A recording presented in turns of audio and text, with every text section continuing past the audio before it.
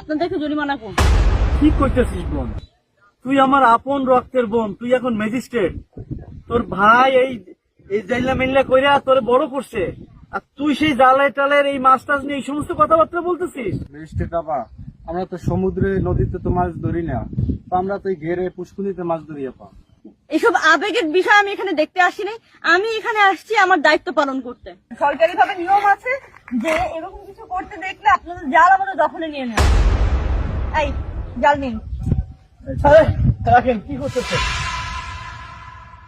এই যে জালটাই না, দিনে রাইতে এই যে শীতের মধ্যে কাদার মধ্যে এই যে টাকা উপার্জন কইরা তোরে লেখাপড়া শিখাইছি, তোরে মানুষের মতো মানুষ করছি, তোরে বিশেষ ক্যাডার বানাইছি। আজকে তুই ম্যাজিস্ট্রেট, তুই আমার আপন রক্তের বোন হইয়া যে জাল দিয়া তুই ম্যাজিস্ট্রেট হয়েছিস, যে পরিশ্রমের পয়সা দিয়ে তুই আজকে ম্যাজিস্ট্রেট হয়েছিস, আর তুই সেই জালের জরিমানা করতে আইছিস।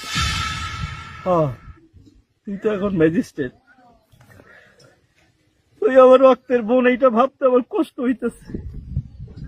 তোর জন্য আমি কি করি নাই, জীবনে একটা বিয়ে পর্যন্ত করি নাই যে তোর একটা ভালো জায়গা হোক, তোর স্বপ্নটা পূরণ হোক। আর তুই ম্যাজিস্ট্রেট হওয়ার পরে আপন ভাইয়ের তুই জরিমানা করতে আইছিস। হ্যাঁ, ঠিক আছে, আপনি ম্যাজিস্ট্রেট ম্যাডাম নিয়ে যান, সবগুলো নিয়ে যান, যান। আমরা কি খাবো, কোথায় থাকবো, এই চিন্তা আপনারা করুন লাগবে না ম্যাডাম। যান, যান, নিয়ে যান, নিয়ে যান। তোমাদের কথা আমার কেন চিন্তা করতে হবে না ভাইয়া? আমি এখানে মূলত কেন এসেছি জানো? আমি এসেছি তোমাদেরকে একটা বিষয় জানাতে। সেটা হচ্ছে আমি তোমাদের জন্য একটি মাছের প্রজেক্ট হাতে নিয়েছি এবং সেটাতে তোমরাই কাজ করবে, অন্যের ঘেরেতে আর তোমাদের কাজ করতে হবে না। এবং ওইটার মালিক শুধু তোমরাই, শুধু তুমি একা না, ওনারাও।